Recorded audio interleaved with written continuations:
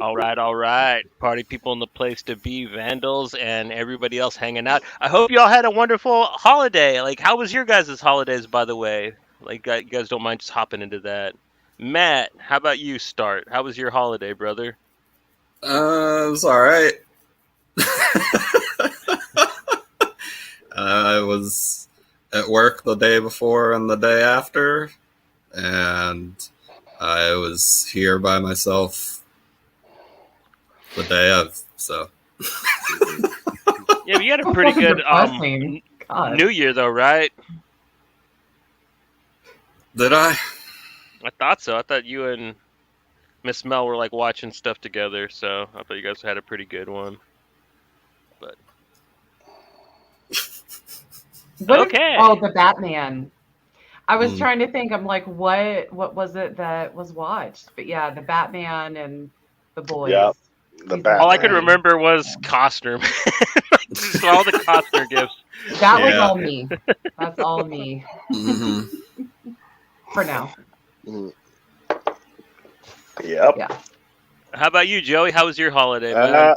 Pretty good. My mom came down from PEI, so she spent the holidays down with us. So ate quite a bit, did Christmas stuff, hung out with my mom. So it was pretty good. Yeah. Happy Friday, Cookie. Hi, Cookie. Yeah. Aside from that, New Year's, we didn't do anything special. I got forced to go to this house party I didn't want to go to, and that was really lame. So New Year's was kind of eh. And then, like Did you you guys bust a were move? watching, no, fuck no. Pat went out to the bar with one of her friends really quick to go see the girls. That's how old we are now. Our kids are working as barmaids at bars now, so so they wanted to go wish Happy New Year to her daughter. And they get back, she was like, "Oh, you want to go to that other party?" I was like, "Do I look like I want to go to a party?" Yeah, no, it was pretty lame, and the roads were bad. It was foggy as hell. Couldn't see anything. So New Year's was it was all right. My mom came over earlier though. I made a big. We had Chinese for supper, so that was pretty cool. And then Pat got a little tipsy and she was all in a party mood, and I was like, yeah. So yeah. And then I tried watching the Batman because you guys were watching it, and I fell asleep kind of the halfway point, I think, or something. So I didn't really. I said I'd give it another try, and I did. And yeah, my opinion hasn't changed all that much on it. I will say the first time I saw it was in theater. The second time was at home, and at home I kind of noticed the pacing a lot more than I did in the theater. Mhm. And I was just kind of like, speed this up, like speed the scene on, like stop looking at her, stop looking at him, like come on, just Yeah. go with it. And so It's so many scenes of them just looking at each other for way too long. Yeah, it's kind of like the Twilight thing, like Bella and him, where they just have those kind of awkward like where they just stare at each other awkwardly. It was kind No, of the those same scenes are thing, but with perfect. Batman and Catwoman, though. Edward and Bella perfected it. Except So, except she didn't walk in front of a fan to blow her stench towards him. that's true. Batman would have been way better. No, it was all right. I mean, it's not a horrible film. It's not a great film. It's definitely better than the Thor movie. So, Right in the Grim Cuddy. but I didn't realize how long it was. I went and checked, and you said, "Yeah, it's so fucking long." And when I went and checked, what was it? It's almost 2.5 3 hours. Yeah, it's I like was a 3 hour like, long movie, man. Yeah, they could have slashed that down to an hour and a half, man. Yeah. Whatever happened to hour and a half movies? Yeah. Like, 90 minutes is perfect. yeah, because then you force the director, the writers to really like streamline it. Let's Yeah. get to the point, get your point across. You know, I don't know, but yeah, we're not here to talk about the Batman, so I'll stop.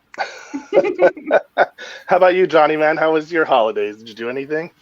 Well, you guys know I mostly read. I'm going to talk about a lot of that stuff when we get to the comic episodes, but I Mhm. watched some stuff. I watched Andor finally, which I thought was pretty cool. I thought Mhm. that was an all right Star War. And then I watched She-Hulk, aka the best Ah, Marvel Plus show, except for the last episode. Like they couldn't just have like one good fucking show. Like they're just not allowing themselves to even do that. Like they had to at least have one really crap episode. But whatever, it wasn't the worst thing ever. But like I really liked She-Hulk except for the last episode. I thought like I don't understand why they had to go that ridiculous. Like I get what they were trying to do with it, yeah, but it just didn't land yeah. for me personally. It's not I, like it ruined the show. I just no, yeah, me too. I was like, the last episode was okay, and I thought they went a little too far with it. yeah, And the I mean, robot and I'm just what? I mean like You know it's you love the Feige bot. the Feige bot. Feige. Oh, Feige. okay. Like if I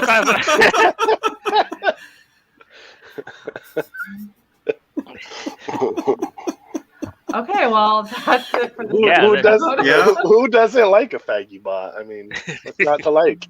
Everyone loves a Feige bot. Oh, for once it wasn't me. yep. There you go. It's I'm a sick. first. Yeah. I'm sick. I have an excuse.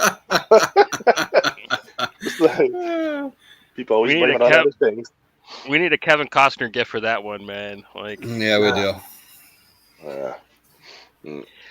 But All like right. to not be outdone, like before our episode, I watched a bunch of the movies that were on the list for the soundtracks that we are going to be covering, and yeah, and one of my picks, I didn't realize that how many of the actors reminded me of Matt. Like you watched Suburbia recently, Joe? Did like all the Yeah, dudes yeah. in that movie sound just like him? Yeah, I watched it. Was it Thursday? What? No, Wednesday night. I watched that Suburbia. Yeah, because I'd only seen parts of it here and there. Like it's always playing when you go to someone's place in the background or something. So but I never actually sat and watched the whole movie through. So yeah. I know nothing about this movie. That You haven't I seen it? know of. No. It was directed Who's in by it? the Penelope's Furious. who did Wayne's World, directed Wayne's World, and she did a few other comedy things too that I was really surprised. And she did what she's best known for, I think, is her documentaries, The Decline of Western Civilization. Mm-hmm. That's what put her name on the map. Yeah. Which this movie is kind of like a dramatization of one of her films, kind of, because it's just Right. basically about this squat house full of punk kids and like them not getting into trouble with the conservative town folk that live around, and basically they kind of go to war with these two rednecks, and it's not like one of the greatest movies ever, I won't say, but it definitely has its place, especially as a for like a punk rock film. They didn't make too many of them before Yeah. the late 90s. Like after that Matthew Lillard movie, they started making more and more punk rock movies. I know that, but Matthew Lillard movie. SLC Yeah. Punk. Okay. but Yeah. yeah, That's John is John Leguizamo in that one as well? no, Mm-mm. Devin You're thinking Sawa of was in that. Spawn. Spun? Yeah, Oh, it's okay. fun. Okay. John Leguizamo played a punk rocker. I have to watch No, that. he wasn't a punk Well, rocker, but an he addict, was like I a think. drugged out, Yeah. like a Yeah. drugged out, tattooed dude. Mm. But yeah, tonight we're talking about movie soundtracks and our favorite ones of the past, or of our lives, basically. And since I kind of already spoiled what one of mine's going to be, I'll just go ahead and cover it now. Of course, the 1983 film Suburbia by what how do you pronounce her last name? Penelope Spheris? Spheris. This movie has basically the soundtrack for this basically has live performances from the film by the bands DI, TSOL, and the Vandals.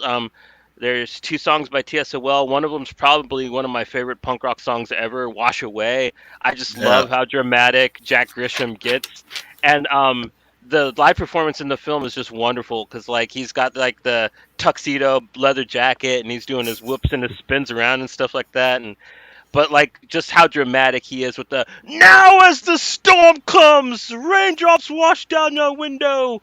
Like I fucking love that song so much, man. Um, and like I said, like the movie is it's very exploitative. It's an exploitation film to the max. Um, it was really trying to be disturbing and kind of dark, but like it's so badly acted, and some of the gore in it is done so poorly that it's really hilarious. Like me and Matt were talking before the show. There's this scene where like it's the start of the film. This girl gets picked up by the she's hitchhiking and she gets picked up by this mom and the kid, and like they get a flat tire and like they're at this phone booth, and this German or it's a Doberman Pinscher just shows up and eats this kid, man. But it's just done so terribly. It looks like the kid looks like a Cabbage Patch doll, and like it's a hilarious scene. It shouldn't be, but and then that's kind of how that kind of sets the tone for the film.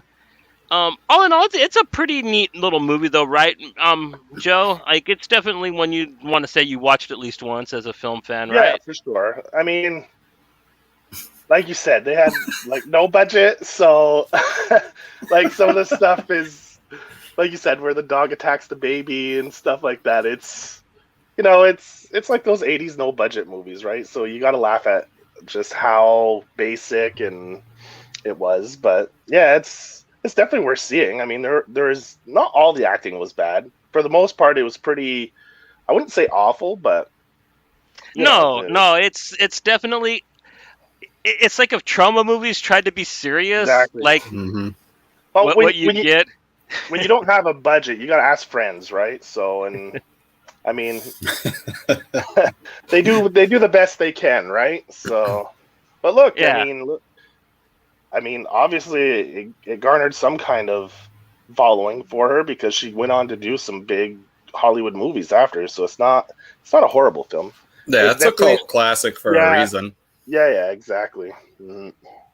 I mean, I utterly enjoy the film, but like, it's not one like I could necessarily really call a good movie.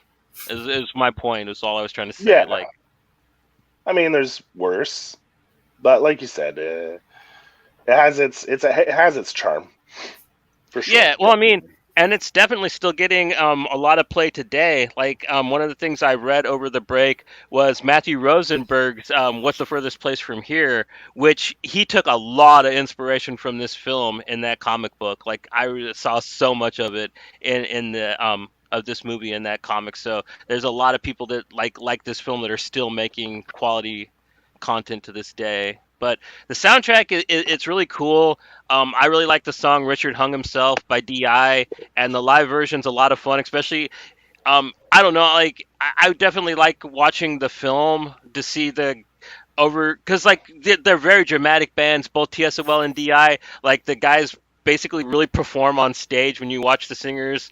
So like it's a lot of fun like watching the performances. But like listening to them on the album is really good too.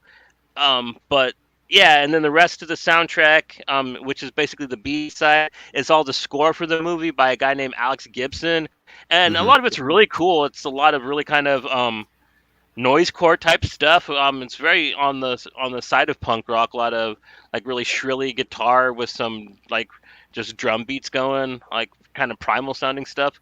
I think it really fits the film pretty well, and it's not really bad scoring because none of it lasts too long. I think all the tracks are about 3 minutes long, so Yeah. I think it's a really kind of cool like half and half soundtrack and score package you get with this film, and I don't know, it's always kind of just stuck with me ever since I saw it when I was a kid. You know what I mean? Like, Yeah, same. I want to see Jack. I want to see. When was this movie? Was it 86? 1983. It is- 83. Yeah. Shit. I want to see 83 Jack Grisham play Dracula. Straight up. That'd be awesome.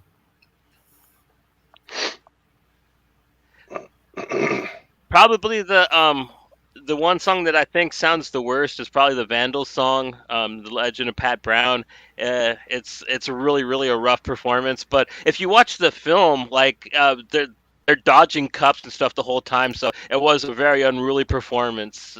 But like when you listen to the album, sounds pretty bad. Yeah.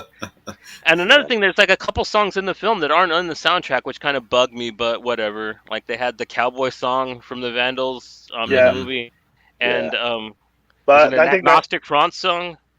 that's going to be a reoccurring theme for a lot of these soundtracks, where Yeah.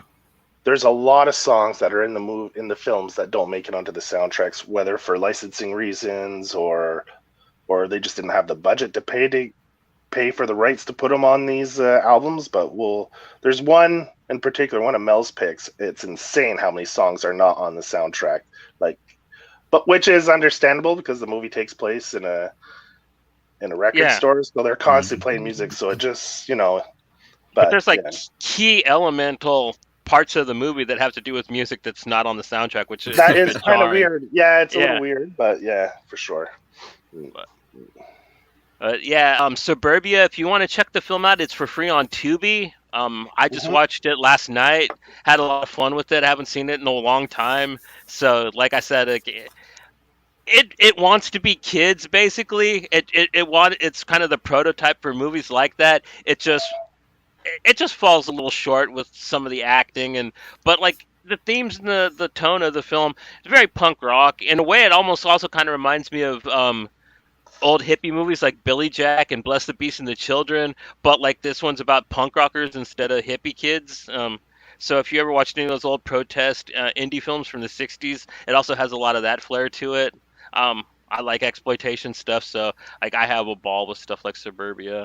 Yeah, the you soundtrack could is definitely consider it like a period piece almost too.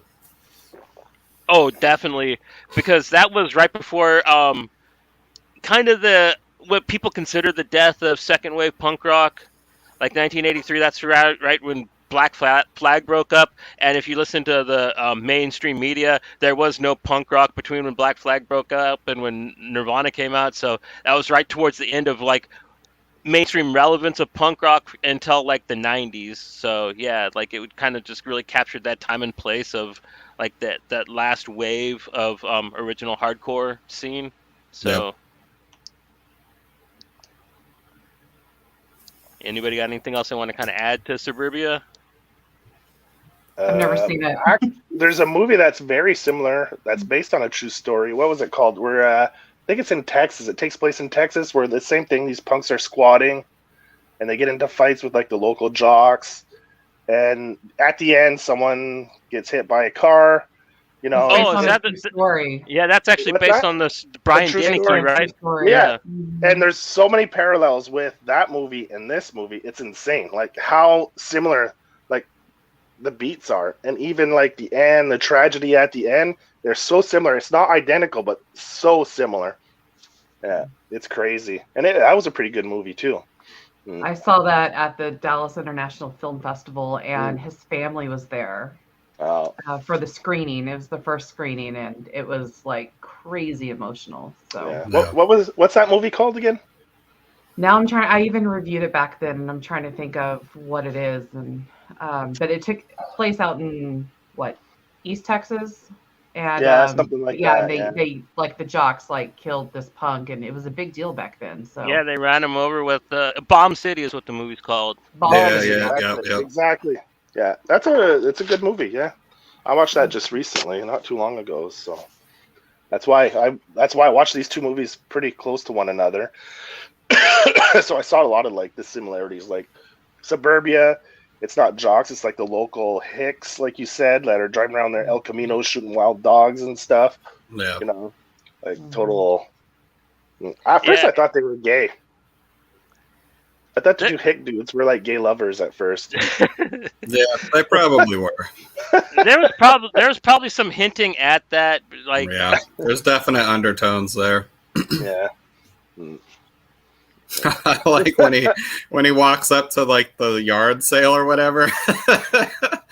and you got any vibrators? Yeah. Yeah, that's one of the things I'm like, fucking that dude reminds me of Matt, dude. And then the other guy comes up and says something, I'm like, that guy reminds me of Matt too. What the fuck? Yeah. That dude went on to be in Platoon after this. It's like Oliver Stone watched Suburbia and thought that was a good idea. Well, turned out to be a good movie. Platoon. It got pretty good ratings. I mean, like and stuff. if you wanna just have your fucking heart smashed into a million pieces, it's a good one. But yeah, like it's a hard Platoon's one to watch, but it's a good film. That's with Willem Dafoe, right? Mm-hmm. Willem Dafoe, Charlie Sheen, Johnny Depp, and Chris Peterson of Suburbia fame.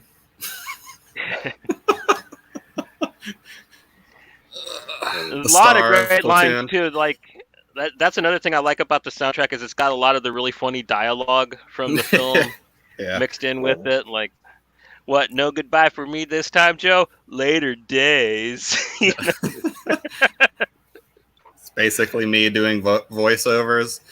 Straight up, yeah. They didn't realize it'd be the slums of the future.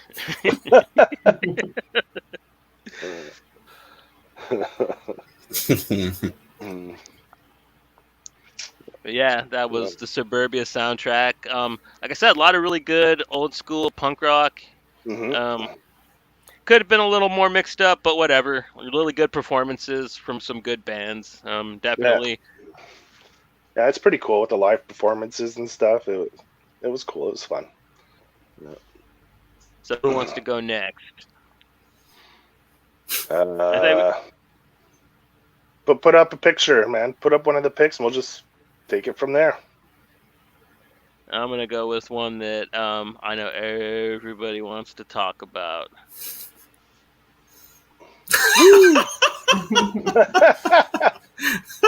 Okay. Well, guess. We'll let everyone try to guess who picked that one. Mm-hmm. Yeah. Yes. Everyone would probably say it was me, but it wasn't me. Yeah, it was me. I have a theme this time, and it's pretty much like 90s girl all the way, because in 1999, I was a teenager. I was, a junior in high school, but I went and saw this movie, and it was just Tile, and it was just like life-changing for me, like the other movies that I'm going to talk about today, but for like all the wrong reasons. I mean, it's just, but yeah, so I fell in love with this movie, and I loved the soundtrack as a teen. Now, listening to it now, like some of these songs are just so overplayed that it's kind of hard to listen to at this point. But back then, man, like I think this is the first time I'd actually heard Blur as a teen. Blur? Okay, yeah. I'm trying to remember, but yeah, so they have like the Coffee and TV, which I still love that song. But then Fatboy Slim. Mm-hmm. Like I would come home and watch TRL and on MTV, and this was the song that was on every single day. And so, thank you. But yeah, and I still love this movie. They actually even made a musical out of this movie. Using the songs from the soundtrack, or? So they have a lot of original songs, but I think that they also have some songs from the soundtrack that they do as well. But yeah, they have like a whole stage musical that went into production like in 2015. So, and I don't know if y'all know this too, but like this movie had sequels and was going to be a TV show. Now they're making it into a TV show. They're going to reboot it for a TV series here at some point. They announced it last year. So, did they already start casting? No. But they casted the last one, and that one got canceled. So they're going to get Jenna Ortega, man. You know that. She's going to become like The Rock, where it's like she's in every single thing. Right. But like she's really good, so we're okay with it. We just don't really say anything. But Ortega, is that the one who plays Wednesday? Yeah. Mm-hmm. Okay. The only teenage girl I know who she is because of that show. So yeah. She's like 20, I think. I don't know. At least, but yeah. Really? Okay. She has to, because she was in looks X, like 13 right? on that show, so.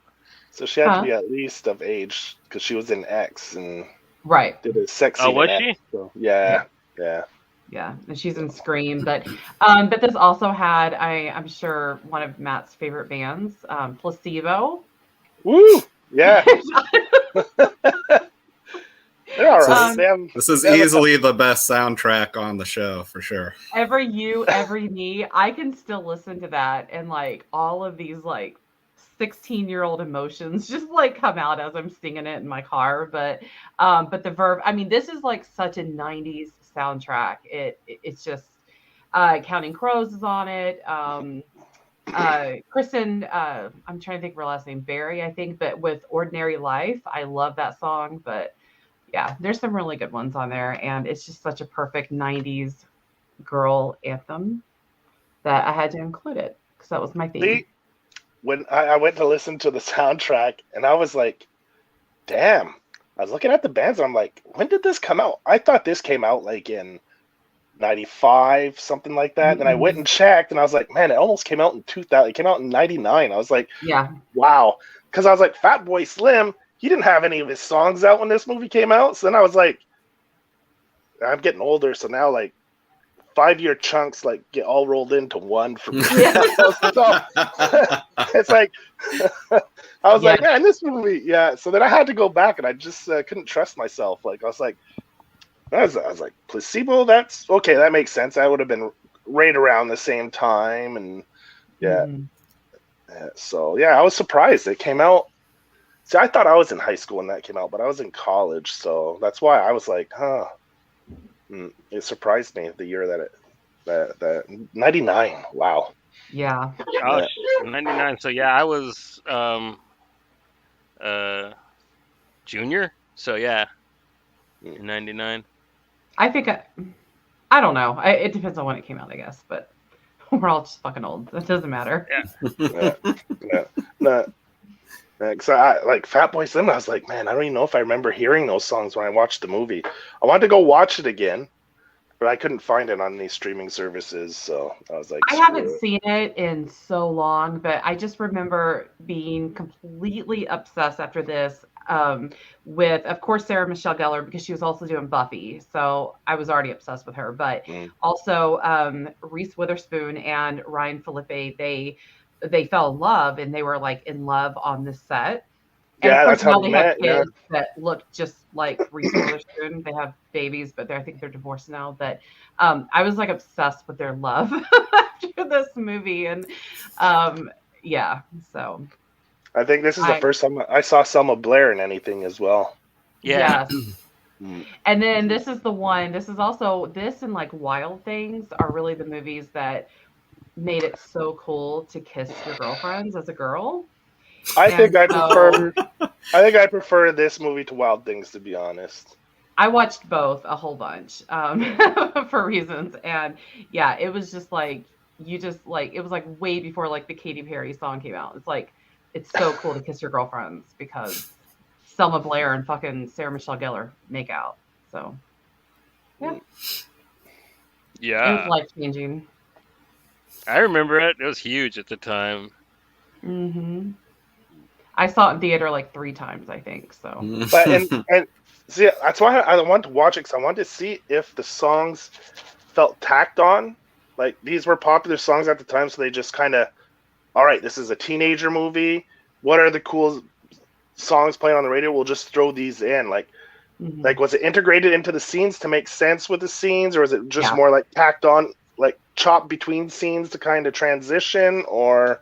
No, I think they really used it pretty well in it, because, it's pretty dramatic in some of these songs. But I can't really think of a song that, I mean, I haven't seen it in years, but I can't really think of a song that felt tacked on. I actually remember leaving the theater, though, and just thinking, oh, my God, this soundtrack is the most amazing one I've ever heard. But yeah, I remember, I haven't seen the film in a long time, but I don't remember it having any of the music cues feeling forced. Like none of the needle drops really felt like out of place when I remember watching it.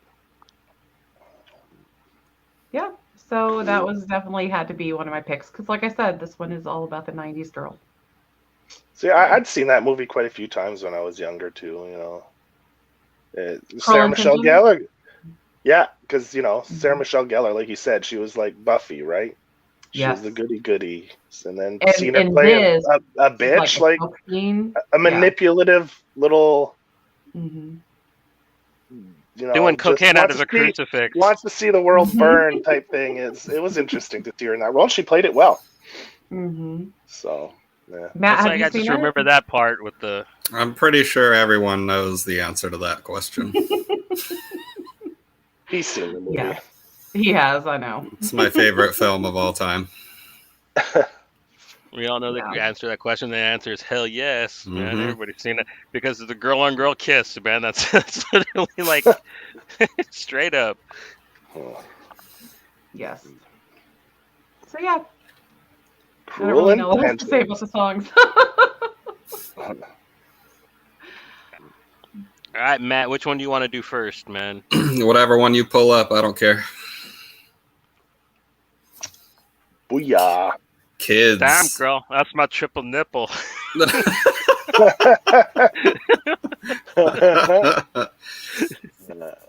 Oh, where do we even start with this This film? one messed me up as a kid. Yeah. Like, it really messed me up. I think it messed all of us up. I saw that in theaters. That's awesome. Yeah. I saw it with wasn't- a bunch of friends being fucking slack asses, and then we're all watching it together, and we're like, oh my God.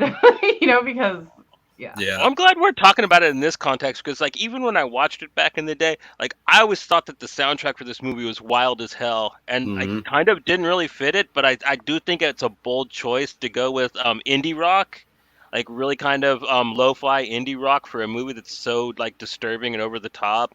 Right. So it's a pretty interesting choice for a pick, Matt. Yeah, this was like the first film I remember like getting super hyped from word of mouth. Like it felt really punk rock in that way. Like everyone was talking about this film, but you didn't have access to it right away. You know what I mean? Yeah, there's no promotion, no nothing. It was like indie, like in the most purest form. Yeah. Yeah. And I remember, I mean, I think it was 95, 96 when this came out, right? Probably 96, I'd say, because I was in Montreal when this came out. So yeah, probably 96. Yeah. Yeah. I remember walking to the local like CD shop or whatever, and they had like a little wall of VHSs and stuff too. And I saw this, and I was like, "Fuck! There's probably no way they're gonna sell me this. So if not, I'm just gonna have to bolt and fucking steal it." And I walked up to the counter with it, and the dude just sold it to me right away, like no questions. I had to have been 13 or 14. So, and it was like it's NC-17, I believe. Yeah, that makes sense. Yeah. And yeah, I went home and watched it, and like it just felt so real. Like I knew like asshole kids like these people, and I don't know, like there's so many scenes from the film that like, yeah, I'd either been a part of something along those lines, or like definitely went on to do some of that shit. But yeah, and like I always like, even then I thought, man, this should be like shown in classrooms, like for like a sexual education kind of thing, because it was super eye-opening for me. Okay. But how effective was it as we all aged? How effective was it by the time we were all 19? It wasn't. I mean, none of us went like, oh, you know what? I've seen this in kids. Like, we were all stupid, and we're all not everybody is on the same level as this group. Yeah, but like what a lot of them did was extra compared to like what most of us did. But like there were some parallels. I'll definitely say that. Like, yeah. And like you said, it definitely, the way it was filmed, it was almost like a documentary, right? Mm-hmm. So that's what made it even more, like you said, impactful. And like it was all a bunch of new, like up and coming or never unknowns actors, unknowns. Like it launched Rosario Dawson, Penelope Cruz. It launched their careers, right? These were not Penelope. Rosario Dawson. Rosario Dawson, and who was the other one? Chloe Sevigny. Chloe Sevigny. Yeah, those are probably the two bigger actors that came out of that movie. And like you said, there were a bunch of skateboard dudes. Like, and some of those other girls should have got famous too. Like I like the boom, boom, boom. That girl should have gotten so famous. She was hilarious. I love and they were singing Sunday, scenes. Sunday, Sunday. Yeah, dude. Yeah. I love that scene where it cuts back and forth between the group of girls and the group of dudes talking about sex. Yeah. That shit was awesome. And it wasn't. It was natural. Like it didn't like try to glamorize anything. It just took kind of a natural angle, like a completely objective, no agenda. Like it's not trying to push. It just takes it, and this is the fact. This is reality. This is what happened. It's not trying to glamorize it or say it's bad. It's just putting it out there, and you judge for yourself. It was just like like a slice of life of a bunch of fuck ups from New York. Yeah, and I think that's what made it so effective. But yeah, so the soundtrack is pretty much almost all folk implosion, right? Most of it, yeah. Yeah, so Folk Implosion, if people don't know, that's Lou Barlow, right? That's his band. Is that his name, Lou Barlow? Yeah. Who is from Sebado, and he was formerly with Dinosaur Jr. as well. So Dinosaur Jr. was a pretty big name, so to have him on there to do the soundtrack is pretty cool too. Yeah. Listening to the soundtrack again after like so long, like most of it I couldn't even stand. to be honest, like during watching the movie, like it all fits really well. But like some of the songs just don't do it for me, like on their own. But I remember skating to the Lowdown song, that Mad Fright Night, like the hip hop song from the record. I remember skating to that a lot, like that and the Daddy Never Understood song, which is like kind of more of like almost hardcore. But yeah, those two songs and the Slint song is really fucking good. It's like one of the most haunting songs I've ever fucking heard. You might be the only one to pick a soundtrack that you mostly hate. Yeah. Yep. Leave it to me. Leave it to Beaver. Yeah. But I mean, like with the film, it works really well. Like just on its own though, most of the songs don't work for me. But with the pairing of the film, it really works actually really well for me. But I think that's the case, like with a lot of like older songs, right? That we all love, right? It has that nostalgia attached to it. Whereas, like today, if you didn't have those memories and that nostalgia talk attached to it, you probably would be like, "This is shit." Right? But because we have such sentimental value attached to these things that we continue to love it because it's almost a part of us. It's ingrained in us. We live through it. It was a part of our life when we lived it. So, yeah. And I think that's what the good soundtrack does, right? Like you said, the song alone you probably wouldn't like, but because it fits so well within a certain scene in the movie, that you're like, oh, it just made it that much better. So then when you listen to it after, it kind of brings you back to that scene in the movie, and you kind of visualize that scene as you hear the song. So, right. So I think that's probably, they complement one another. Yeah, for sure. That's what a good soundtrack does, right? So, and why they call you Casper? Because that's my name, bitch. God damn. Yeah. Man, that fucking dude that plays Telly, man. Every time I see his face, all I think of is, "Dang girl, it's my triple nipple," man. Like that. I don't know why that line fucking gets me so bad. And that's one thing when I watch the movie is like, that's one thing I couldn't wrap my head around is this Telly character. how could he be such a player and girls like be into him? Like, Oh, they were actually supposed to get I a was like, really famous why? skateboarder, but like he Mhm. hurt himself, and Leo Fitzpatrick like was the only like actor that they could like land. Like the guy hurt himself like right before they started shooting, so like he was a rush replacement and stuff. And like that's the same thing that Gus Van Sant kept asking Larry Clark, like, dude, he's ugly. Like, who's gonna believe that this guy's getting and like Yeah, and, I couldn't but wrap like my head around it. And he's such a doofus too. Like the way, like he's not smooth. He's not like yeah, his voice is super hilarious, dude. Yeah, like Yeah. yeah. Uh, it almost makes me think of that little like the little brother that tags along with the older, like his brother and all of the older friends just trying to be one of them. You know, he made me Right. think of that type of like. Sounds like I had to look that, it up. I couldn't remember his yeah, face. that's the one part of the movie that I kind of lost me a little bit is the casting of that guy. Leo were supposed to be like- Fitzpatrick. I think it was supposed to be like Rodney Mullen or somebody like that was Okay. supposed to play Tully, and like he ended up getting hurt, and like they had to replace him really fast. Yeah. Joey, which one do you Yeah. want to start with, man? It doesn't matter, man. Whichever. All right. If you're doing okay, yeah, cool. Nice. All right, Green Room. I just watched this movie in the past year.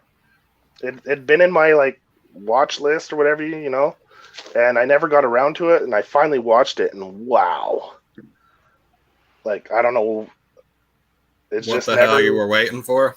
Yeah, like, I was like, man, and I just rewatched it this afternoon. So man, it's quite the film. I enjoyed this film a lot, and then as I was looking into it, I was like, you know, like. It's like it almost seems like they're actually playing their own instruments and singing and stuff. And I went and checked it They out. were. They do, yeah. Yeah. All those actors have a certain amount of musical talent, and they actually created a band, and their songs are on Spotify and everything, and it's them performing on the soundtrack. So I was like, man, I'm gonna pick this one because it was pretty cool. Yeah. And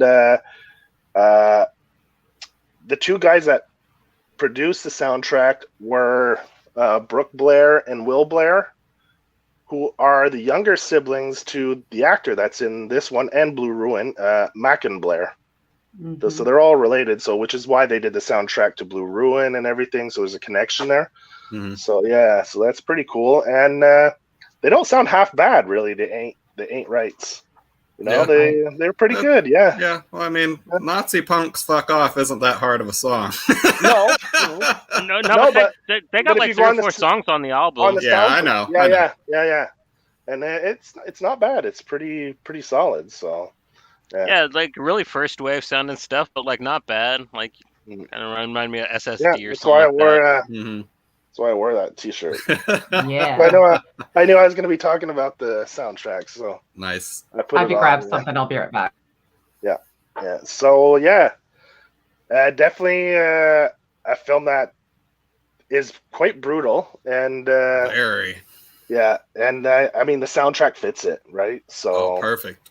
yeah, like the aggressive and just raw kind of the way they play is it just all fits really well together. And what's the director's name? Saulnier? Saulnier. I guess he was in a hardcore band when he was younger too, so he really That wanted doesn't to do. surprise me. Yeah, so that's why he really wanted to make kind of a thriller that took place in a green room, like at a show or something, and that's what he wanted to do with this movie, and yeah, it turned out pretty good with some pretty big name actors for this is just his second film, I think. Blue Ruin Was was it probably his second? Third. Third, third. Okay, Third. Yeah, Yeah. he did Murder Party, And then Blue Blue Ruin. Blue Ruin. Rune, and Okay. then yeah. and then he so- did what's it called? True Detective, right? Hmm. Season 3. So Did this thought he movie did. was the first screening I'd ever gone to as a critic. Oh, Like in somewhere, and so I have this. I forgot I had it, and so I have this that That's they gave fucking me awesome. at the screening. VIP pass. And, Nice. Is it lenticular? Yeah. Huh? Nice. Is it Yeah. lenticular? No. It's just my lighting in here. And so so like that was kind of a special thing. But Prince is on the soundtrack. Is Prince actually on the soundtrack? They talk about him. I can't remember if he actually had a song. No, I don't think they. I'll go check quick, but I don't think. No, it's not on the actual. Yeah, they're not record then. Kind of money. Yeah. Whenever I had seen it, Prince had just died.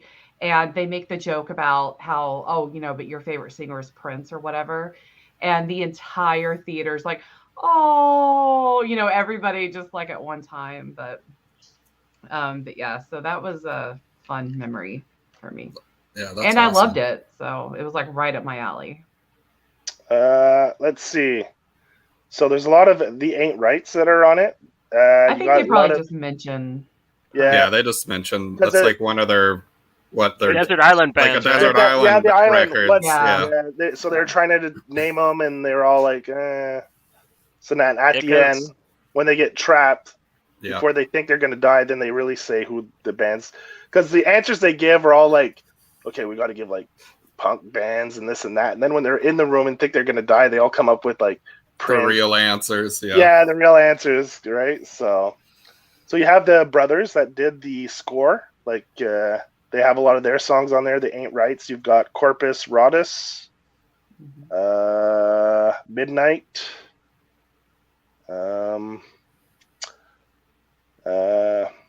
Hofstetter,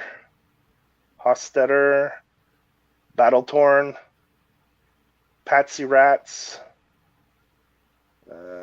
CCR, actually. They have a CCR song. I think that was at the end, maybe when the credits were rolling. I'm not sure. Yeah, so yeah, it's mainly just like the score with the actual movie band with a couple other songs sprinkled in here and there. Yeah. Man, Anton Yelchin. Yeah. That is a celeb death that, oh my God. He was the homeboy. He would have done so well. Like, keep going. Such a weird death, too. Yeah. It's a very weird one. Yeah. Mm-hmm. Well, what's his name? Almost pulled a similar thing. Yeah, Jeremy Renner. He almost ran himself over with his snow cat or whatever it was. Is that what happened? Was it his own? It was his own. Yeah. He was he tried using to get, like, his family was there, so he was using it to try to help get the cars out. So he kind of stopped it and was going to get out to talk to his family. I guess he didn't put it in park or neutral, and it almost like ran over him. Grabbed his leg and grabbed his leg, pulled him over, and just ran him over. Yeah. Yeah. Machinery, man. Yeah, got to be careful. So, yeah. So, like, actually, I'll go check that real quick. The actors in it, there's Shawkat, what's her name? Maybe from Arrested Development. Yeah, she plays a guitarist in it. Yeah, she's pretty good. Oh, the deaths in this movie are so brutal, too. It's crazy. Yeah, you have Anton Yelchin, like you said. Imogen Potts plays one of the punk girls that gets trapped in the room. There'll be a Shawkat, Joe Cole. He's the drummer. I think I've seen him in stuff, but I'm not really sure. Callum Turner is the singer. I guess he's a British kid.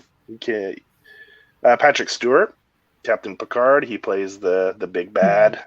It's interesting to see him. Yeah, he was really good in this. Yeah. Like, believable. Like, right away, you're not like, oh, it's Captain. Like, right away. He's like, because he's so authoritative. Anyway, the way he's, like, just so, like, straight face, no jokes, he's perfect. Mackin Blair, like I said, he plays one of the skinheads. All right, those are the main actors. After that, a lot of the other ones you probably haven't really heard of. But those are the main players, yeah. And, so... if you're into punk and stuff, and when I was reading also, he was nervous about how to do it because he didn't want to put like white supremacist like kind of groups, like bands, like because the group that comes on after is supposed to be like a white supremacist group, like a white power, right? So he's like, he was like, I got to be like, he wanted to be. like he wanted to be authentic, but not too much where people think he's like trying to promote white power and stuff. Yeah. So, Like Yeah, so like do you like have a real band fake make those songs, or do you like actually get like a real band? And yeah, that's it. So he was like, yeah, he wanted to avoid using any kind of actual bands that push those kind of agendas and stuff. So that's pretty interesting when I dug into it a little more. And they got the singer from the Thermals came in and worked with the actors to for them to perform the songs. That's cool. Mm-hmm. Yeah, they hired him to come and just work with the actors to make them kind of what to do as a band and stuff, and help them like refine themselves a little bit so they could at least play like 3-4 actual songs from start to finish. So, yeah, which was pretty cool. So, you put that much effort down for that. Yeah, that's pretty cool. So that's why I picked that one. I thought it was worth mentioning. nice. Definitely. Green Room, great movie. If you guys haven't seen it, go see it. And brutal. I'll just say that. I don't want to give anything away, but it's a lot. I didn't know anything about it, so I went in like kind of okay. They get trapped in a green room, whatever. But yeah. Is that Yelchin's last film? Yeah. Well, no, because I remember seeing Star Trek in theater. And Oh, he had that's already right. died. Okay. Yeah, it was like really sad because around the same we already time. had tickets. And... Green Room released right after he did pass away. That's what it was. No, he hadn't passed away yet. I don't think. I think the movie came out right after, like it hit theaters right after he passed. I think is what it was. I had already seen it by the time he had passed away, so maybe, but I don't know. But I remember seeing Star Trek, and it was really sad because he had already passed away. So, yeah, he played Scotty, right? Yeah, but I will say about Green Room. He played Chekhov, not Scotty, dude. That's what Simon Pegg. I think. Which one is Scotty? Oh, okay. He's the Scottish guy. I'm not a big. I was like, Star Trek. I'm not a big Star Trek guy, so. He has a lot of really good scenes with Carl Urban, so they played off really well together. Yeah. But I will say with Green Room, one thing that I loved that I had to give it props for is that there were characters that you were pretty sure were not going to die, and they like met a horrible end. Mm-hmm. So. And not a movie that's not afraid to kill off unexpected characters. And not like, and they don't like, it's not like this big build up dramatically to their death. It's like, dead. Yeah. Like, what just happened? Like, oh my God, like there's no real build up to it or anything. It's like, like when the singer got killed, like, just out of nowhere too. It just happened. Mm-hmm. Or the one that wants to, or the cousin. Oh yeah. He's like he goes behind the bar and he's like, too late. Like bang, you're too late. Yes. I was like, holy fuck, that one was like bam, just like that, like shocking and brutal, So yeah, kudos to it. Mm-hmm. Yeah. All right, next up. I think we did one round each. So back to Johnny. Transformers the movie.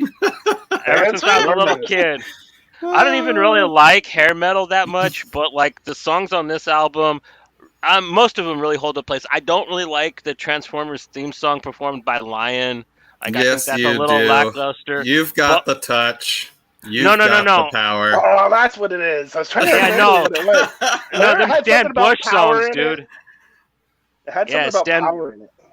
Stan Bush has sung The Touch, man. You don't get more inspirational than that. That's just such a, perfect 80s inspirational track, man. That's like right there. Stan Bush, The Touch. It's the first song right on the soundtrack too.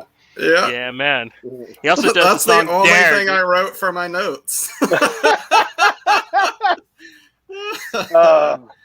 Man, as a kid, the movie fucked me up. I'm like, Transform. I get there and like the first 10 minutes, everybody fucking dies. I'm like, what the fuck is this? I know. As a little kid, you're like, holy shit, they went hard. They went hard and early. Yeah, man. That to this day, that's probably one of the most. insane openings to a movie I've ever seen. No shit. You're like aiming this movie for kids, and then you kill every reason every kid went to see this film. Yeah, the scene on the space shuttle where like the Decepticons just flood in and kill all the Autobots, man, with that wicked ass song "Instruments of Destruction" by NRG playing, man. Now that is like a butt rock masterpiece right there, dude. Like that is probably like the greatest hair metal song not written by Iron Maiden. Like I absolutely love it, and yeah, it's because of the nostalgia attached to it, man. Like me learning mortality at 5 years old, watching Optimus Prime turn black after he dies, man. You know what I mean? Just like, but that's like the huge contrast between like a series that's like each week or whatever, you know, the struggle, they're trying to kill each other, to a movie where you only have 90 minutes. So they got to get straight to the point. So it's like, all right, if we're going to replace all these Autobots to make new ones to sell more toys, let's get rid of them in the first 10 minutes. Bam, bam, bam. They all die. You're like, wow, I just spent 5 years watching these guys try to kill each other. And they come in 10 minutes and wipe everybody out. It's like insane. Man. Do y'all watch The Toys That Made Us on Netflix? Yeah. Mm-hmm. Yeah. Did you see the Transformers episode? Yeah. I mean, like that was because, you know, of course I've seen it, and but watching that episode, if anyone wants kind of more in-depth insight into the slaughter of Transformers, they go into that. So yeah, but of course it's all for more toys, but yeah, that's it's a pretty fun look at it. The He-Man episode is pretty good too. Those guys were just flying off the seat of their pants, like just completely lying in the pitch room. Like, anyway, back to Transformers. Yeah. So Stan Bush, man. Yeah, Stan Bush. He also got another song on there called "Dare," which is also really inspirational. You can win if you dare, dare, dare. Really good. Also has one of my favorite Weird Al Yankovic songs on there, "Dare to Be Stupid." It's actually like an original song that's not like a parody of his. It's really. It's really Darius like it's an original song by him. Yeah, it's a song that he just wrote about. Dare to Be Stupid. You never heard it? It's wonderful. It's a really good I'm song. sure I've heard it. I didn't get around to listen to this soundtrack. I remembered like little things from it, but yeah. I mean, like all the songs are really prominently well positioned in the film. Like I said, like the NRG song "Instruments of Destruction" playing like when the Decepticons raid the Autobots' spaceship and murder them all. That's really gangster. And then that song that's it's by Spectre General. I forget what it's called, but like it's when Cup and Hot Rod are in the big pool fighting with the Sharkticons, and they create the big whirlpool, and they just got like that one song, just that butt rock song, just blaring. It's like it's beautiful, man. Set to that wonderful animation. That movie with Mark Wahlberg, there, Boogie Nights. Yeah, of course. They also sing Stan Bush's "Touch" in that. Yeah. Isn't that it? At the end when he's in the studio. Like, there's magic on those tapes, man. There's magic. There's magic on those tapes. I was like, that's a Transformers. That's from the Transformers movie. So, yeah, Brock Landers and Chess Rockwell be singing Stan Bush's "Dare." I want to see what they transform into. That was Dare. That's the one that they played on the Boogie Nights. Was Dare? Oh no, you're right. They did the Touch. You got the touch. Was it? Yeah, it was the Touch. Yeah. So I remember right away. I was like, damn, that's you can't take the Transformers song and put it in the Boogie Nights. That's just not right. I thought it was right. I thought it was hilarious, man, when I heard that song. That's it. That to this day, that's the only thing I can really remember clearly from Boogie Nights movie is that they played the goddamn Transformers song in it. Yeah. Did it justice, John C. Reilly saying he looked like Han Solo. Like for years, I called him Han Solo after that, just to be stupid. Hey, look, it's Han Solo. But yeah, the Transformers movie soundtrack, it's a classic. And if you're our age, you definitely at least heard it when you watched the movie and it destroyed your childhood. I loved the movie when I was a kid. Like I watched it like over and over again. I didn't. I loved it too. It was just so shocking. Yeah. And Oh, well, I as a know a little lot of kid, people that hate it too, but like I was one of the ones that liked it. I was a huge fan of what's his name? Judd Nelson. So like when he did the voice for Rodimus Prime, I thought that was pretty gangster. It's like that's John Winger from goddamn Breakfast Club, all right? He puts the fist in the air. Don't fuck with Judd Nelson.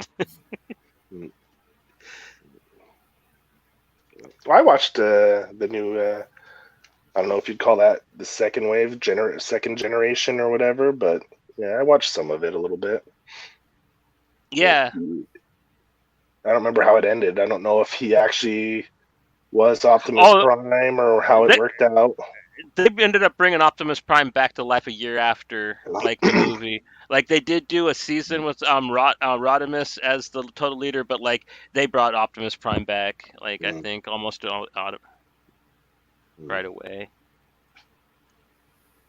But Yeah, definitely. When you put that on there, I laughed right away when you put like Transformers the soundtrack. I was like, oh man. I'm going back to like the beginning, man. Like the first one that like I remember like really rocking out. I think that was the first movie soundtrack I ever owned. Like they didn't really make too many of them when I was a little kid, so like I said, like none of the bands, like none of them were actually. I don't ever heard of any of them aside from Stan Bush. He did some other inspirational rock for other like '80s movies, but like a lot of the hair metal bands, I never heard of them off of this soundtrack. But a lot of them were really good. Like I liked a lot of them better than any of the ones that you see in Defying Western Civilization 2. No matter how much vodka they can drink in their pool with their grandma hanging out with them. Yeah, that's the dude from Wasp. Wasp. What's that stand for again? Something White about sex. Anglo's track. No, something sex. I can't remember. Something. I can't remember, but yeah. Never listened to Wasp.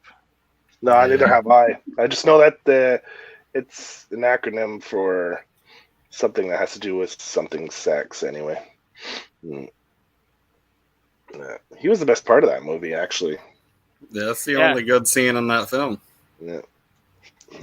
Because it's such a fucking train wreck. The scenes with Kiss. No thanks. Gene Simmons in the lingerie store, and then the other one just laying in bed with what, like 4 or 5 chicks. How I just don't understand how. Wow, I was like, nah, Penelope, what are you doing, Penelope? I'm sure that they probably requested all that Requested bullshit. that? Yeah, could be. It's the only way they'd be a part of the film or something. Yeah. I mean, that might be how they roll. I don't know. Like, it's Kiss. You know what I mean? Possible. Yeah. They got to keep up that illusion. Horrible. All right. Oh, there we go. Empire Records. So, I think whenever this came out, like after we all got to see it, we were all like one of the characters. Like you had to pick which character you were most like, and they did cover a lot of like the stereotypes of of like kids kind of like us, where we weren't like the head of the fucking cheerleading squad and the quarterback and all that bullshit, but it's like the kids like hanging out in the record shops and reading comics and just kind of the outcast a little bit. But yeah, I think for me, like back then I was really wild. So I was a little bit Gina, but then I was also a little bit Deborah, because I had like that goth, like alternative side to me at the same time. So I definitely was not Liv Tyler's character. She was just way too like goody goody, like crazy. Yeah. She was crazy. She was unhinged. Like Deborah was, or Gina was crazier. So yeah. Anyway, so yeah, I love this record. To this day, it is something that I still listen to pretty often. My number one listened to song from this is Coyote Shivers, Sugar High. Mm-hmm. I think that Yeah. that is such a now the dude has kind of gone down as like has kind of gone down as like a piece of shit because he has been, I guess, accused of like sexual abuse and physical abuse and stalking and harassing. One of them was actually Liv Tyler's mom, who he was married to during this movie, even though he was like 7 years older than Liv Tyler at the time. He was married to her mom. That's how he got the part. That's So, weird. Yeah. So Originally, it was supposed to yeah. be Billy Joe from Green Day, right? But like he was too busy. I don't know. I didn't know that part. It wouldn't surprise me, but I do know that that's how Coyote Shivers got that. But that song, oh my God, like Yeah, it's a fun brings all the song. feels. It is a fun song. It brings all the feels. So, that one is definitely my most listened to on this. But and then Rex Manning, of course, is in this movie, and I got to interview Maxwell Caulfield, who Oh no plays him shit! last year, and I talked to him. It was actually for Grease 2 because Paramount was He wants a cool rider. re-releasing. Yeah, yeah, exactly. And but like I like found a way, even though there's like 4 PR reps from Paramount sitting in our Zoom with us. I like found this way to bring up Empire Records because I was like, I just have to. And so I brought that up and he talked to me a little bit about it and about how it was like such a great time. And he was, and you know, he, at the time he had brought up, he was like, you know, he was like, it was very a true to life character because you get to a certain age as doing this and you're either the washed up old dude or, you know, and he was like, and I was like the washed up old dude at this point. So it was a very on point character for me to play. But, and then I was like, oh, don't say that. But yeah, so Sugar High is definitely like my shit. See, when this came out, there wasn't really the internet, and I thought the guy who played Rex Manning, I thought it was the dude from Dukes of Hazzard, the brother, the blonde one. I always thought it was him. I thought it was that actor. Nope, it was Grease too. So, but yeah, and then also the Gin Blossoms, like that I don't song. want to, until I hear it from you. Yeah. Mm-hmm. I don't want to take advice from fools. That was the first time I'd ever heard them, was the soundtrack, and I just love them. And of course, the Cranberries is on it, which is always amazing. The Martinis were on it, which I've always been a big Pixies fan, so it's always a fun little one. What's the connection to what's the connection with the Martinis and the Pixies? I think there's like 2 of the people from Pixies were in that band. So okay. I think 2. Okay. Yeah. So that was always a good one, but yeah, and then of course 8 Hangers was in it. And yeah, I like that song. I know that song is so good. Toad the Red Sprocket. I still think this is like the only song of theirs that I know. I feel like, but yeah. So an all around for good reason. Yeah, probably. And I do like this song, but I think it's the only one I could actually name of theirs. But all together, I just think Empire Records is a perfect 90s soundtrack. So it like takes you right back. But I know that y'all were talking about in like our little chat, like all of the different songs that didn't make it into the record. And yeah. But I mean, it would be hard to put because it's a record shop. So there's always music playing, whether it's in the forefront or in the background. Mm-hmm. And sometimes it only plays songs for like a 1 minute scene, right? And they'd chop it up. And so like there was a lot of stuff that got played in that. So like the Social Distortion Wannabe band there, that song by Plow, that was Sponge. Mm-hmm. That was in there. You had Gore, that was an actual scene. Yeah. Gore made an appearance in the movie. I was really surprised that Gore wasn't on the soundtrack. Right. And because the Rex Manning song isn't on there either. Yeah. Yep. And I always wanted the Renee Zellweger as she sung the song at the end. I always wanted her version. put both versions on. Yeah. If you get the special DVD that they finally put out, I think it's the 20th anniversary. There's a deleted scene where Coyote Shivers and Maxwell Caulfield play the "Say No More" song, all punk rock style. Oh my gosh! I have to find that. I have to watch that. I'm sure it's on YouTube too, so I have to look that up. I think there's a Lenny Kravitz song in it too, or was it Jimi Hendrix? I can't remember. Anyway, there's a bunch of stuff that they played that just didn't. Yeah. Then the two guys arguing about Primus at the end. I forgot about that. Yeah. The pizza guy who works there and the pizza shop. Yeah. Mm-hmm. It's a good movie. I mean, I rewatched it this week, and the little kid who's stealing Whitney Houston, a couple of hip hop, metal hip hop, metal hip hop, yeah. What did he go on to do? I'm trying to think of the other. What else was he in? It's gonna bug me. A lot of small roles and a lot of just smaller stuff, but yeah. Mm-hmm. I love Club Dread, but yeah, it's a great film. Yeah, it's good. Yeah. I enjoyed it. And I think all of us, me especially, I wanted to work in this record shop so bad. It was just like life goals to be a freaking burnout at 37 working at this record store.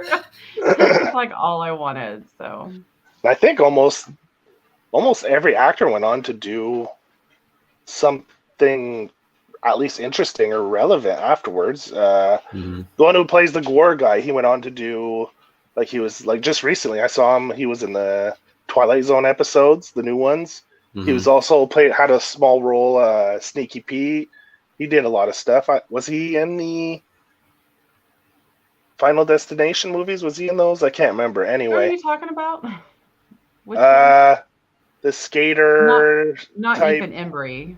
Embry? Yeah, Ethan Embry. Okay. Yeah. Oh yeah, no, he now he's balding and stuff, but he was in a bunch of horror stuff. He was in I was about to say a movie called Devil's Candy, which is really good. He was in Incident on and Off a Mountain Road by Don Coscarelli, which was a Masters of Horror episode, which was really good. Then you got the Kurt Cobain grungy kid that has a crush on what's her name. He went on to play Blackout in the Spirit of Vengeance, and he was also had a role on 100, the TV series. So he's done a few things, and I've seen him in some other stuff that I can't remember. Renee Zellweger, I mean, I don't think I have to name anything she was in. Liv Tyler. Liv Tyler, she's done a bunch of stuff. The one who goes and gambles the money away, he was on one of the Rory Cochrane. He was actually CSI guys. He was on those for a while. And he was also in Dazed and Confused before he was Lucas, so he was already kind of like a teen icon. Yeah. He was in Dazed and Confused? Yeah, he was the hippie guy. The Martha Washington was a hip lady. That was him. Yeah. Okay. What was his name? Slater? Yeah. Chick you later.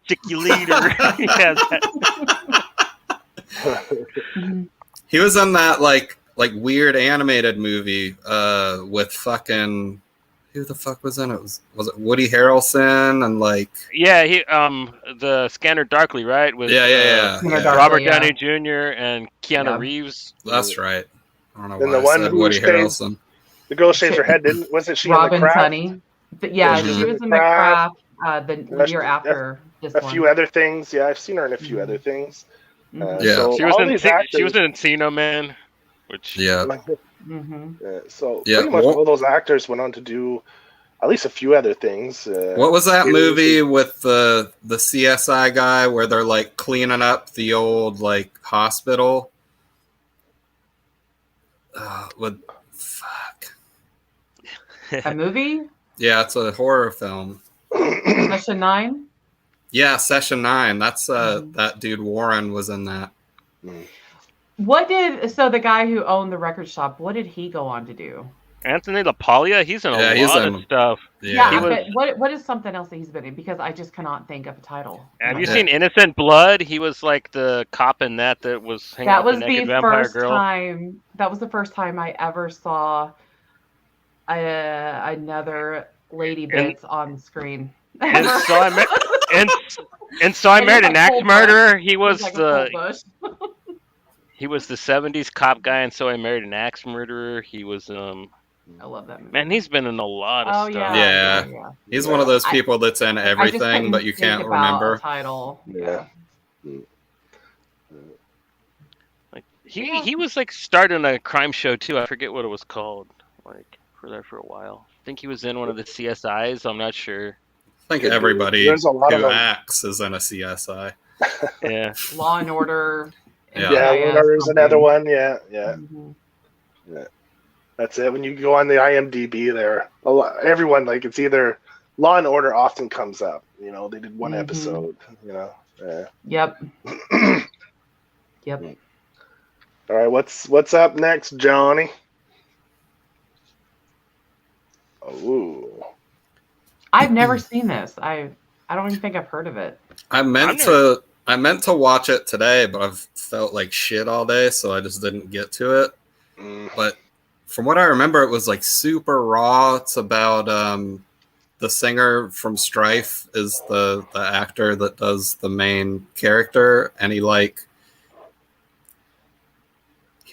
think he commits like a murder and then moves away and tries to get away from that life. And then, of course, you know, it comes full circle and he starts making the same mistakes.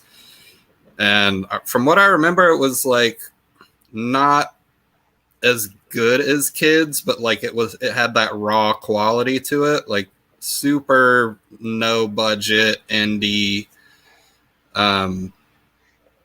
But the soundtrack was fucking awesome. Way better than Kids. So it runs the gamut of like everything that could be considered punk for the most part. Everything from like the poppiest of the pop to like some really good straight edge hardcore. You got some ska in there. I mean, like it covers like all the ground, man. You got AFI, you got MXPX, you got like some kind of weird hippie stuff with the Fireside. I mean, it's all over the place with the bands. And like, I've never seen the film either, but like I've had the soundtrack forever because like it just rocks. It really does. Yeah, I definitely had the soundtrack like many years before the first time I actually saw the movie. But that's kind of why I wanted to see the movie, is because I love the soundtrack so much.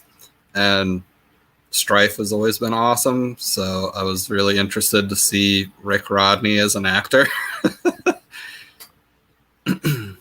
Yeah, like I said, I've never seen it, but I added the soundtrack to my Spotify.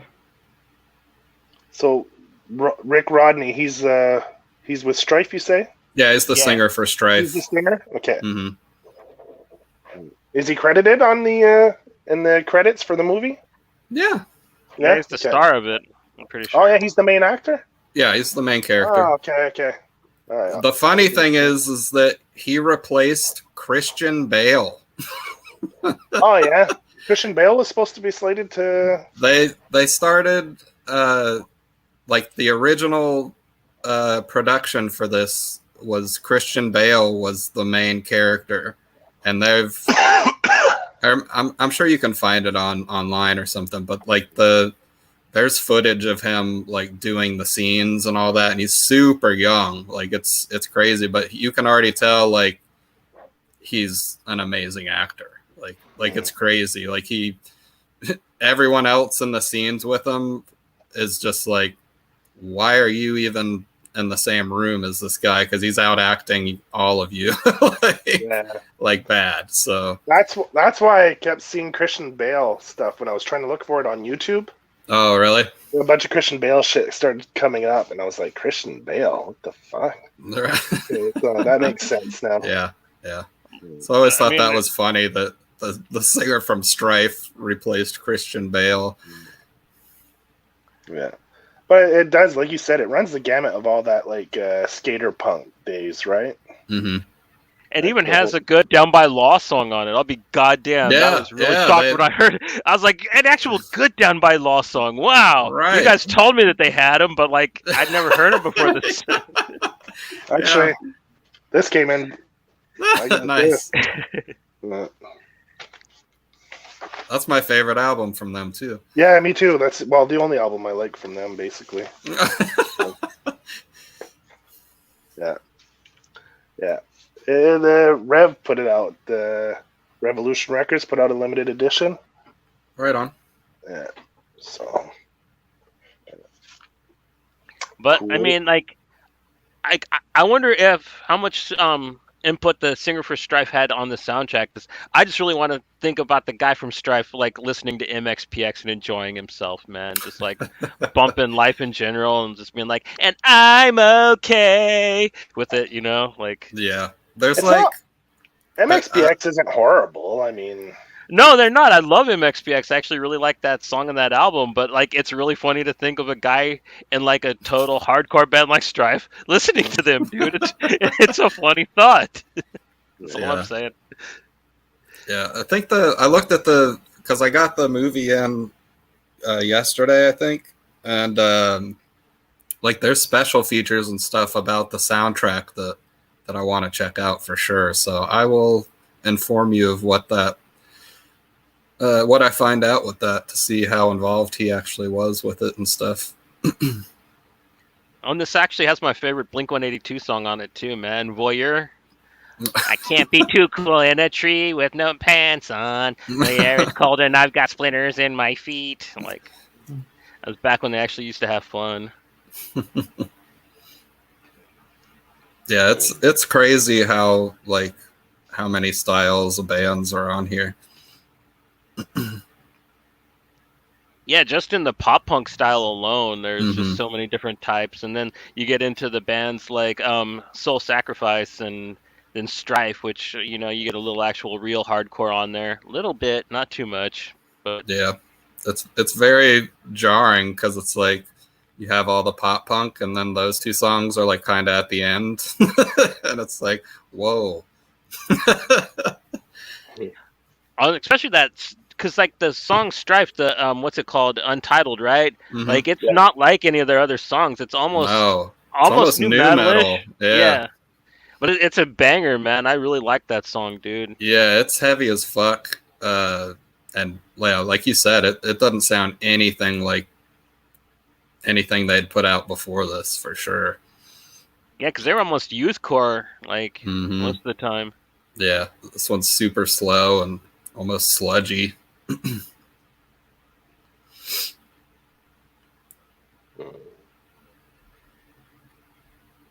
Yeah, I highly recommend checking out the soundtrack for it, especially if you like late 90s skate punk. Like, all your favorite bands will be on here. Even Slick Shoes. Like I said, I added love it the to my Slick Shoes Spotify. song. Yeah.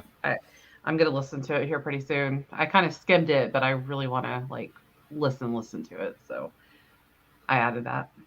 Yeah, FI, Guttermouth. 2 Guttermouth songs. Mm-hmm. Blink, Farside, Stanford Prison Experiment.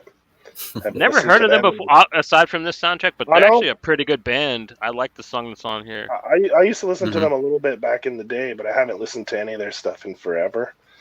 It's almost a Fugazi kind of likeness to them. Yeah, that's why I used to listen to them. Another band that I never really heard aside from on here was, I think they're called Stavesaker. They kind of sound like Snapcase, but a little poppier. But they hella sound like a Snapcase. At least on this. That's another one of those tooth and nail bands. Oh, really? Okay, I didn't know. Didn't expect any of them to sound like Snapcase. That's pretty cool. Yeah. What's Tooth and Nail band? It was like a Christian punk rock label. Punk record labels. Like MXPX was on there. Okay, that's the name of the label, Tooth and Nail. Yeah. Okay. Actually, Living Sacrifice is on there. Is on that label. Are they really? Are they a Christian band? I'm assuming so. But man, you listen to that song. They are the heaviest band on this. Sounds like Satan had a lot more to do with it than. But I don't know, with the name Human Sacrifice too. It seems kind of. Anyway. Yeah. Yeah, that's probably the heaviest song on the album. I got that coming in too. I paid $3 for it. Yeah, that's funny. Like I think the reason I never like saw this film recently is because every time I would look for it, it was super expensive. And then I bought it the other, like last week or whenever, like $6 or $7. So, I found it because you mentioned it this week. So was it or last week? So I went and checked. I was like, "You're like, oh, they're asking crazy," and I was like, "Crazy money for it." So I went and looked. I was like, "Well, I see the DVD for like $20." I was like, "I mean, that's a little expensive for a DVD, but it's not like crazy." And then I saw a used copy, $3. I was like, yeah, "Oh, I'll grab the used copy for $3." right. Yeah. I just hope it doesn't really, really suck now that I'm like old enough to know better. So I remember it was pretty low budget for sure, but hey, maybe it'll find a place there besides suburbia. You know? Yeah, right next to like with that style of low budget but still fun in its own right. Mm-hmm. Maybe like the actors will talk like you. You know what I mean? Just...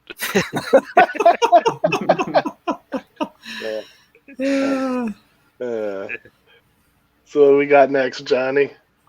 We got some nice funk and blues. I was gonna, you could put that in Snatch. See, I want to kind of lump it together because I find they're very similar soundtracks. Yeah, the two. For sure. Definitely the same feel. Yeah, same feel, same vibe. The way it's incorporated into the movie, the same thing. Basically, it's almost a lot of the same actors too. Mm. Like Snatch and Lock, Stock are for me are interchangeable. Oh, for sure. It's like both are like crime stories, with different factions and different kinds of crime going on. Sorry, and I love the way Guy Ritchie incorporates the songs into the scenes, like seamlessly. Like it elevates every scene. Like I put him right up there with, like, let's say Tarantino does the same thing. How the music, he just uses the music to elevate a certain scene or something, but I prefer like the way Guy Ritchie does it. I mean, I love it. Like Lock, Stock, how the slow motion, and the variety. Like you've got Stooges when he loses. Dude, when I Want to Be Your Dog comes on, I get so fucking pumped up. With the Scorsese fucking camera to the waist. Yeah. Right? So you see it, and it gives you that kind of disorienting with that song. Like perfection. Like that's just with that song. Dun, dun, dun, dun, dun. And then he's coming out and he's like, what the fuck just happened? Like I'm toast. I'm dead. My life is over, right? And it's just so good. And then when they're gambling, Liar, Liar, that song, like the 50s kind of, it's so good. Yeah. Or they play that tricky song where in the bar drinking. Mm-hmm. And they're just the scenes of them drinking and partying. I mean, so many great songs that accompanies, like James Brown. James Brown. Yeah, the funks. Yeah.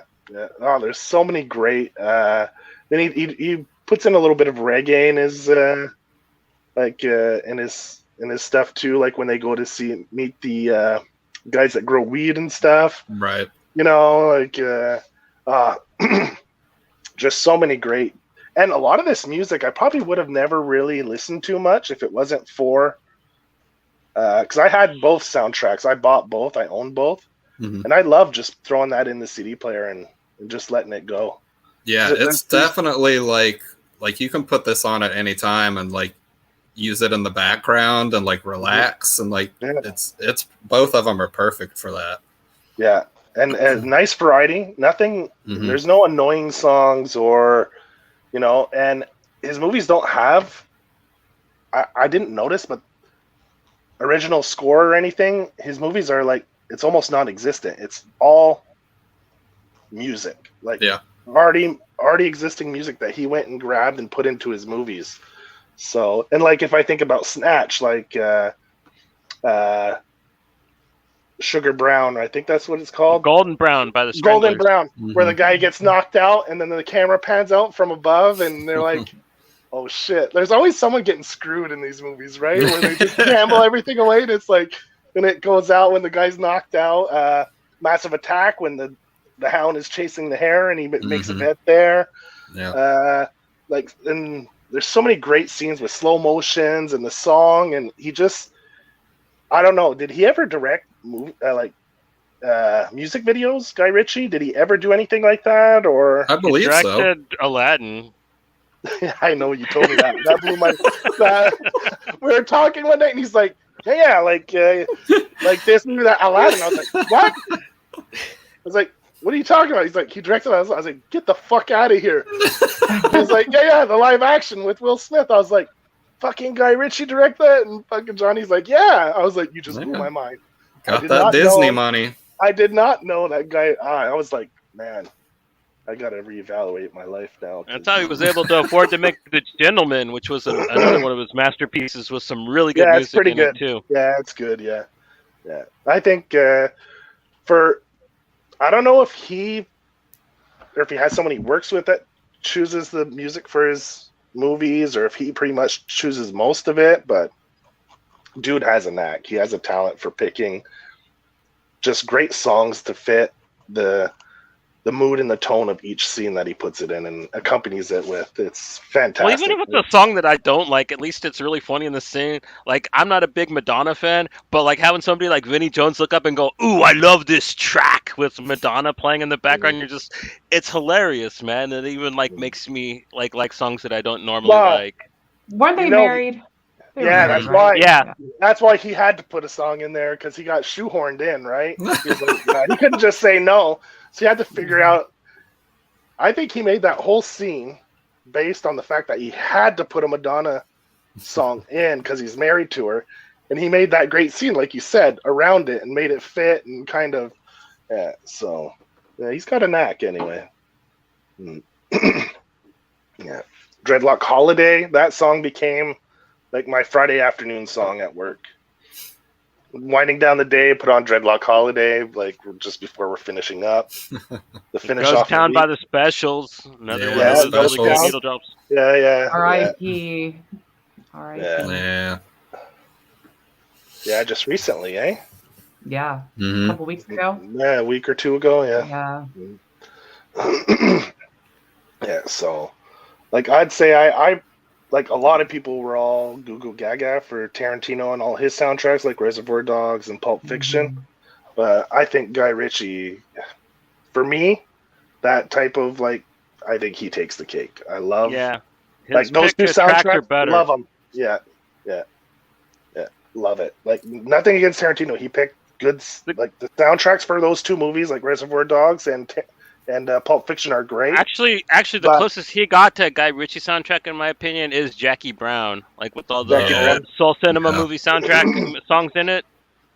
Yeah. And the Delphonics and stuff. Yeah, it was kind of close to a Guy Ritchie soundtrack. Yeah. But for me, those two soundtracks are like perfection. Like, I don't think there's a single song that I skip when I listen to either one of those soundtracks. So. Oh. I don't like that Hernando's Hideaway song on the Snatch soundtrack. I skipped that one. The Hernando's Hideaway? Yeah, I don't really like that one. But that's one song out of both soundtracks, so. Yeah. And it's played during the credits of the movie, so I don't. Yeah. But yeah. Hernando's Hideaway. Do they only have the one song? It's the name of the song. Yeah. Was it made just for the movie? I've never heard it before, aside from the soundtrack, so it might be. It's the Johnson Brothers. Okay. See, I don't. It's kind of like a loungy. It's like a loungy ass song, man. It's not really cool. Yeah, I'm gonna press play real quick just to hear it. Just the title doesn't remind me of anything. Oh, okay. Yeah, it's played during the credits of the movie. Yeah. And was it in Lock, Stock?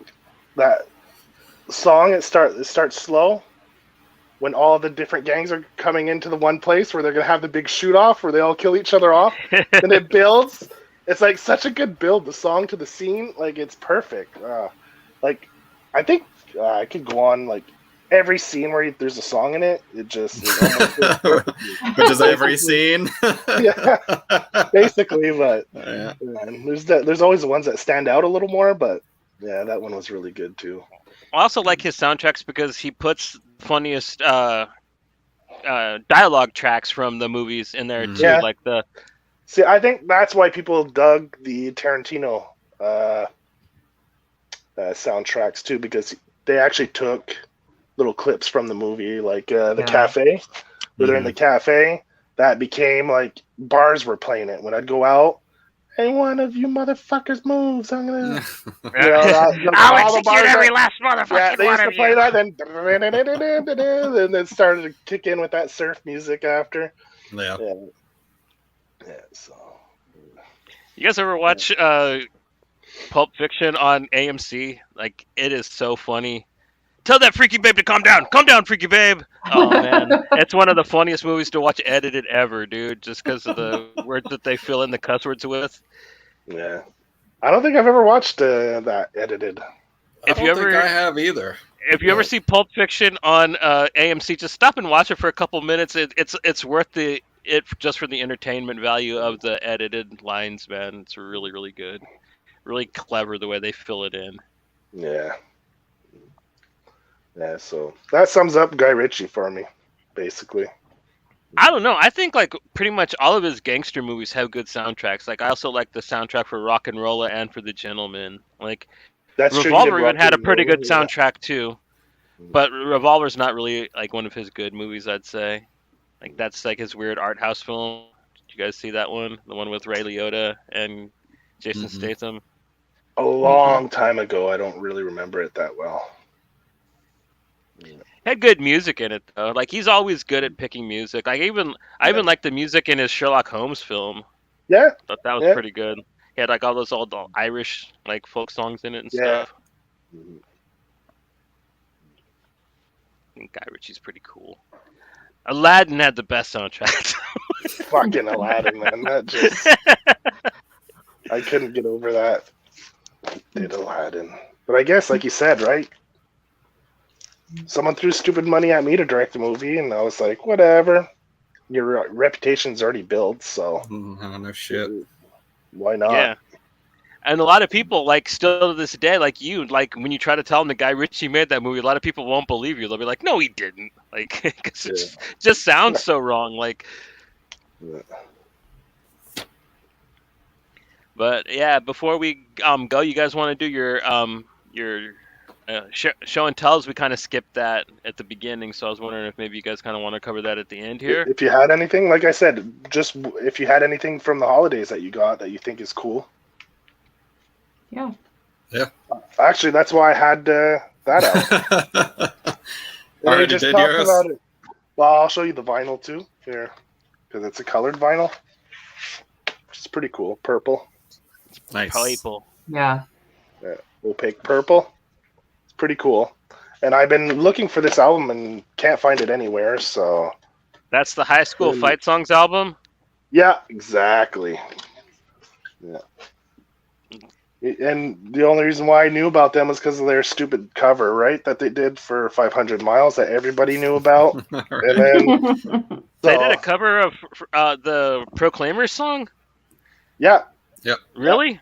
Yeah, they that's how I found out about them. And then I got listened to the album. I was like, man, that's probably the worst song on the album. So, it's a solid album, that one. Bye, Manny. He'll walk 1,000 miles just to fall down at the door, man. Yeah.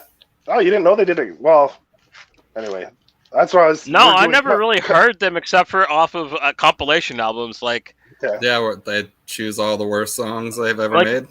Like my backup album, the Terra Firma soundtrack, like has one of their songs on it, which is also another really terrible song. So yeah, like I was really surprised when I listened to the God Money soundtrack again. I'm like, who is this? And I like looked it up. And I'm like, oh, they did it. Down by Law did a song that I like. I'll be dipped in shit and rolled in breadcrumbs, man. Like I swear to God.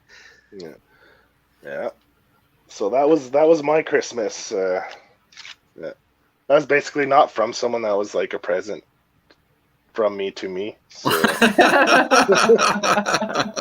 I'm hard to shop for because I do buy a lot of vinyl, so it's hard for people to buy stuff for me because they don't know what I do and don't have, or yeah. But my nephew did buy me Rage Against the Machine. The first Christmas present he bought me. Which one? Their first album. The one with the Burning Monk? Yeah, exactly. Yeah. I'm not the biggest Rage fan, but I like that album, so I was like, oh, cool. I was like, good thing you didn't get me one of their other ones, because I'd have been like, do you have the receipt?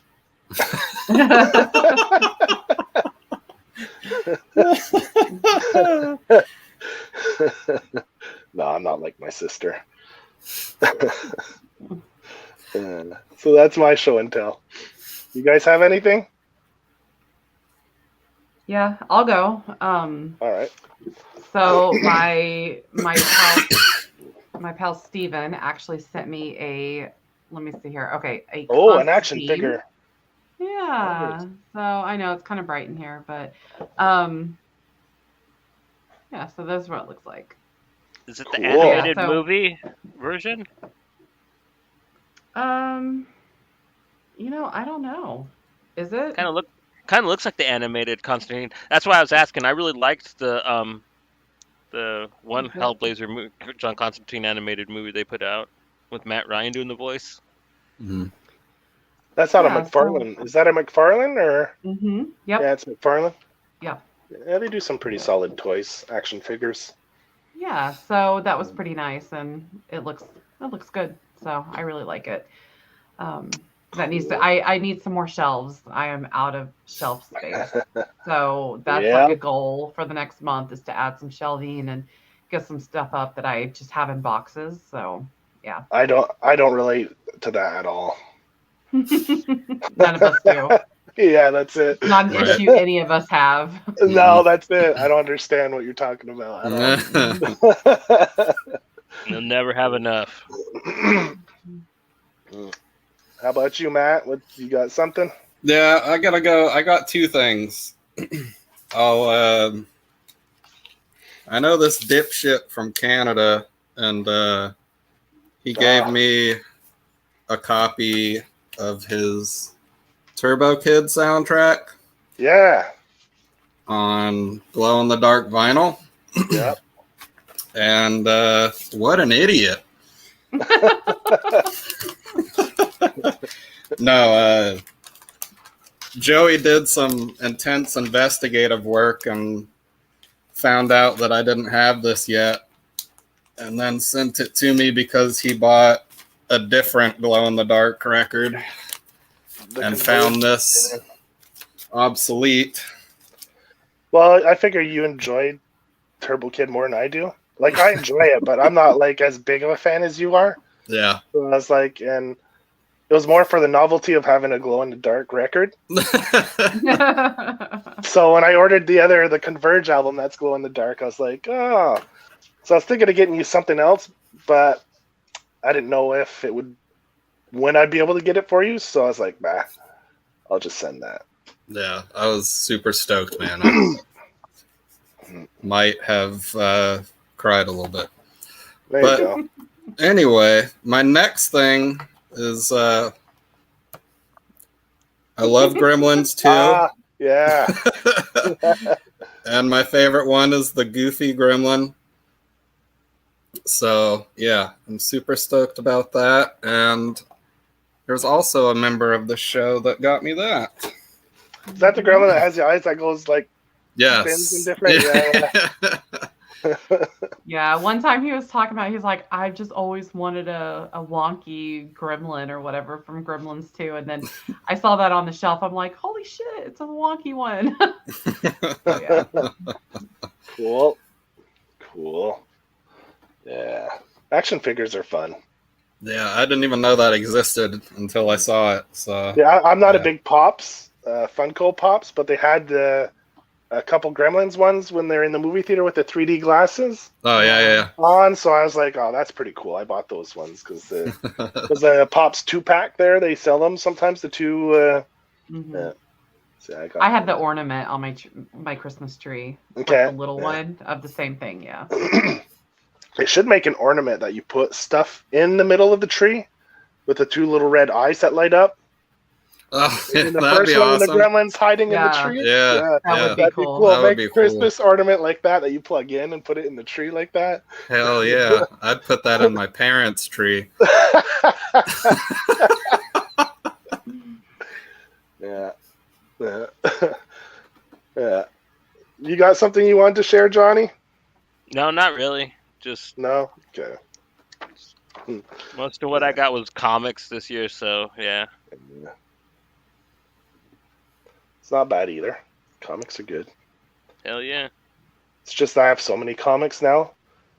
And Pat told all my family not to buy me comics anymore. My office is a mess. She's like, I don't want anyone buying him any more books or comic books. Been cut off. Yeah, I've been cut off for presents as comics or comic books. Damn. Yeah. But I buy a lot of that myself anyway, so I mean, it's no biggie. So that's pretty much it. Then that's the show. Hell yeah. Thanks for joining us. And next time when we do the music episode, I think we said we're going to do cover songs. I mentioned. I don't know if you guys are down for that. Fine by me. Yeah. So we'll do cover songs next episode. So that'd be the first Friday of next month. Now, is this like Distortion. just we gonna do one song or like whole cover albums? You can do, like, if it's an album, you could say it's an album.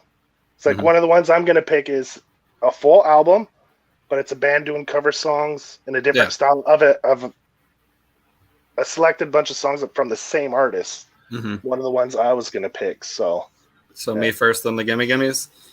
Oh, no, they're not making that.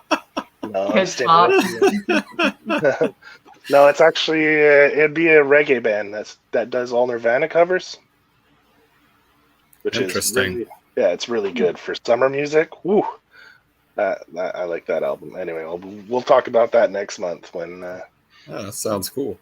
I'm gonna have to think about this one for sure. Yeah, like you could pick a bunch of singles too. Like I mean, like for a while there, I was putting together playlists of like all the punk bands that were doing cover songs, and I just make myself like mixtapes with it. For a while there, I got into doing stuff like that. Like there's so many you could pick from, right? Yeah, it's crazy now how many there are. So yeah, we'll have to figure out like how we'll go about it, how many we pick each. But I mean, like look, we did the soundtracks. Went pretty good. Those were full albums. We went through that pretty good. We did what, two each. So yeah. So cover songs next time on the Pink Distortion. Perfect. Yeah. So that sums it up. See you then. Actually, no, we're gonna be back next week. We're gonna be talking about the State of the Union with comic books with the next episode of Pink Buzz. That's going to be pretty fun. Hopefully we're going to have most of this cast back. I know that time has been asked off, so hopefully it'll be all 4 of us back again talking about that. Maybe some other people too. We've kind of invited a couple of heads. I don't want to say who because don't have any confirmations, but yeah, it should be a nice conversation about kind of a difficult topic we're going to be facing in the near future as fans. So yeah, it's going to be maybe a little uncomfortable, but it's going to be a necessary talk. So join us for that next week, and we'll see you then.